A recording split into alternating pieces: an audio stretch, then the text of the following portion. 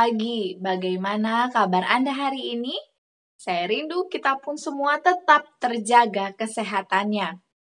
Saya ingin mengawali dengan berbagi hal yang saya syukuri atas begitu baiknya Tuhan yang saya rasakan.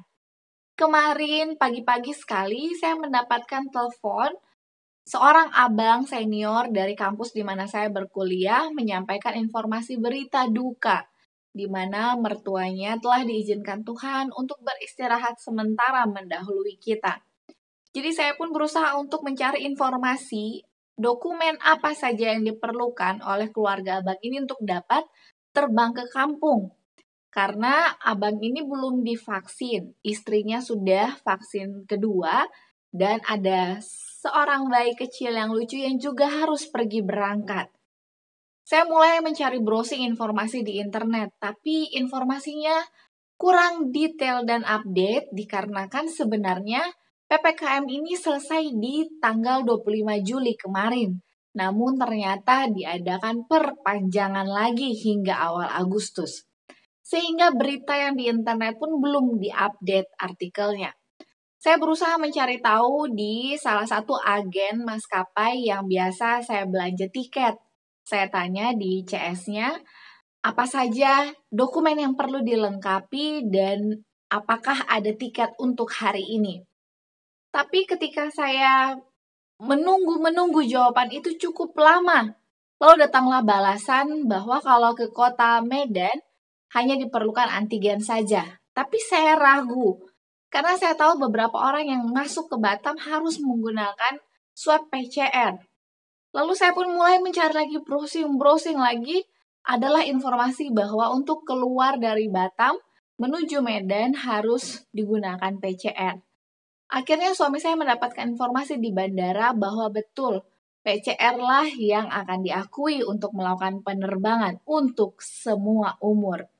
Juga keterangan sehat dari dokter yang bersangkutan bagi abang itu, beserta dengan dokumen-dokumen yang diperlukan, surat kematian, surat RT RW, dan sebagainya. Lalu saya pun meneruskan informasi ini ke abang itu. Tapi sungguh sulit ternyata. Saya cari tahu, ternyata hasil PCR itu tidak secepat antigen. Kalau antigen paling lama 20-30 menit sudah keluar hasilnya. Namun ternyata kalau PCR ini bisa seharian. Saya pun mulai menginformasikan kepada abang ini, Bang, kalau PCR ternyata lama. Takutnya kalau kita ambil tiket untuk hari ini sore, takutnya nggak kekejar, Bang. Coba aja dulu dicari, katanya. Saya coba terus cari, saya tanyakan lagi ke agen, tapi agen ini lama sekali responnya. Mungkin karena begitu padatnya penerbangan dan juga dokumen yang harus mereka urus dari setiap customer. Akhirnya saya pun pergi ke kantor agen yang ada di depan perumahan kami. Saya datang, saya tanyakan apa saja dokumen yang diperlukan. Yaitu seperti yang tadi sudah saya temukan di internet. Tapi mereka menyampaikan bahwa untuk saat ini bayi tidak dapat ikut penerbangan. Terlebih juga orang yang belum divaksin. Wah, saya bilang apakah tidak ada kelonggaran karena ini kan kasusnya karena kedukaan, bukan karena untuk berjalan-jalan. Mereka tetap menyampaikan hal seperti itu. Lalu saya pun kembali ke rumah, sambil saya berusaha untuk membooking tiket secara online. Jam 10 mulai berlalu, jam 12 mulai berlalu, tapi tidak ada juga kepastian. Saya datang lagi ke kantor agen depan perumahan ini. Bisakah saya pesan tiket untuk sore nanti? Karena penerbangan terakhir dari maskapai ini adalah jam 5.45 sore. Dia coba dia booking lalu dia bilang, aduh maaf Bu, ternyata sudah penuh. Saya langsung telepon lagi abang ini menyampaikan update informasi. Lalu puji Tuhan ada bisikan Roh Kudus yang mengatakan langsung aja Nes ke bandara. Saya bilang, Bang saya coba dulu ke bandara. Saya langsung berangkat ke bandara, saya samperin kantor maskapai yang saya tuju. Saya tanyakan apakah masih bisa pesan tiket untuk sore ini karena ada berita kedukaan. Lalu CS-nya di sana menyampaikan, oh masih ada, sekian harganya. Jadi saya pun menunggu transferan dari abang ini. Tidak lama ketika saya balik lagi ke counter tersebut, Hanya selang dalam waktu singkat, mbaknya langsung bilang, "Aduh maaf Bu, harga tiket sudah naik." Wah, saya dalam hati, Tuhan tolong ini bagaimana, jangan sampai tiketnya tidak dapat, karena memang harus pulang hari itu juga. Puji Tuhan, dengan ragu juga saya telepon, aduh maaf banget Bang, tiketnya sudah naik, harganya. Udah gak apa-apa, ambil aja, kata abang itu. Lalu saya pun setelah mendapatkan sejumlah dana, saya langsung pesan tiketnya, dan puji Tuhan sisa 2, betul-betul seatnya sisa 2 yang terakhir. Lalu diproses oleh CS-nya dan sudah dikeluarkan kode bookingnya. Saya pun bersyukur kepada Tuhan untuk tahap itu. Setelah saya kembali ke rumah, tapi saya masih berdoa, Tuhan tolonglah loloskan keluarga abang ini untuk dapat berangkat ke kampung. Lalu sudah mulai mendekati masa flight terbangnya, saya terus komunikasi sama abang ini, Bang sudah di mana? Bagaimana kabarnya? Puji Tuhan saya sudah tenang ketika saya mendapatkan kabar, puji Tuhan kami sudah di ruang tunggu, jadi abang ini beserta keluarga lolos beserta adik bayi kecil, dan karena pertolongan Tuhan, mereka pun dapat tiba di tempat tujuan. Luar biasa perbuatan kebaikan Tuhan. Mari kita sama-sama terus bersyukur. Mari mulailah dari hal-hal yang sederhana, yaitu hal-hal yang kecil. Baik, mari kita lanjutkan bacaan renungan baik kita hari ini di tanggal 27 Juli dengan judul Mengangkat Tinggi Standar Itu, dengan ayat inti yang tertulis dalam Yesaya 62 ayatnya yang ke-10. Berjalanlah melalui pintu-pintu gerbang. Persiapkanlah jalan bagi umat. Bukalah jalan raya. Singkirkanlah batu-batu, tegakkanlah panji-panji untuk bangsa-bangsa. Penjelasannya, kebingungan akan meningkat, tetapi sebagai orang-orang yang percaya pada Allah, biarlah kita saling memberi semangat kepada satu dengan yang lain. Janganlah kita merendahkan standar itu, tetapi menjaganya supaya terangkat tinggi, sambil memandang kepadanya yang adalah pencipta dan penyempurna iman kita. Kita semua memerlukan keberanian Kristen yang lebih besar, agar kita boleh meninggikan standar yang di atasnya tertulis hukum-hukum Allah dan iman akan Yesus.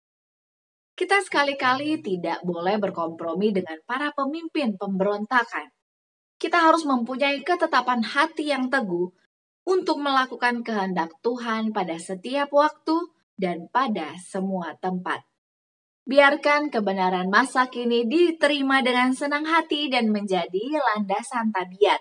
Maka itu akan menghasilkan ketabahan mendapatkan tujuan, di mana daya pikat kesenangan, kebiasaan yang berubah-ubah, perasaan cinta dunia, keinginan hati untuk pemanjaan diri tidak berkuasa untuk memengaruhi.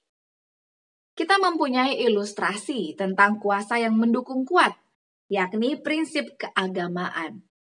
Rasa takut terhadap maut sekalipun tidak dapat membuat Daud yang letih lesu itu minum air Bethlehem, yang untuk mengambilnya orang-orang yang gagah perkasa telah mempertaruhkan nyawa mereka. Kandang singa yang ternganga itu tidak dapat mencegah Daud dari permintaan doanya setiap hari. Dan dapur api yang menyala-nyala itu pun tidak dapat membujuk Sadrak dan kawan-kawannya supaya menyembah sujud di hadapan berhala yang telah didirikan oleh Nebukadnezar. Para orang muda yang mempunyai prinsip yang teguh akan menghindarkan kepelisiran, menantang rasa sakit dan menghadapi lubang singa sekalipun, dan dapur api yang dipanaskan lebih baik daripada didapati tidak setia kepada Allah. Biarlah itu tertulis pada hati nurani seperti goresan sebuah pena besi pada batu karang, bahwa sukses yang sebenarnya, apakah untuk hidup di dunia ini atau hidup yang akan datang, dapat diperoleh hanya oleh berpaut dengan setia kepada prinsip-prinsip kebenaran yang kekal.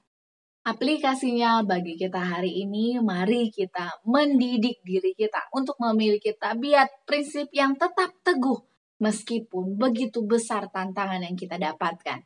Mari kita terus mengingat bacaan Alkitab mengenai Daud Daniel serta kawan-kawannya yang meskipun nyawa mereka terancam, tapi mereka tahu memilih prinsip yang benar dari kebenaran.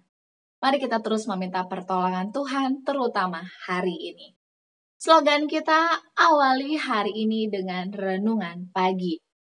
Menjadi pokok doa baik kita, saya mengajak kita bersama, mari kita sama-sama mendoakan orang-orang yang sementara saat ini memerlukan untuk melakukan perjalanan, baik itu melalui darat, transportasi laut maupun transportasi udara, yang terkendala harus segera mengurus segala dokumen yang diperlukan.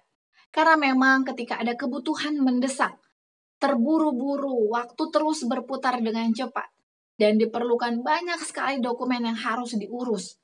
Ada juga saya mendengar kabar dari seorang senior dalam pelayanan yang ingin segera kembali ke kampung halamannya di pulau yang berbeda karena orang tua sementara sakit. Mari kita turut mendoakan orang-orang yang kita ketahui yang membutuhkan pertolongan secepatnya. Karena memang di masa PPKM ini banyak sekali pembatasan pergerakan. Kiranya pertolongan Tuhan menjadi bagian mereka. Jika ada di antara Anda yang ingin turut didoakan, mari tuliskanlah usulan doa Anda di kolom komentar di bawah ini. Terima kasih banyak, mari bertemu kembali esok hari untuk kelanjutan renungan pagi kita.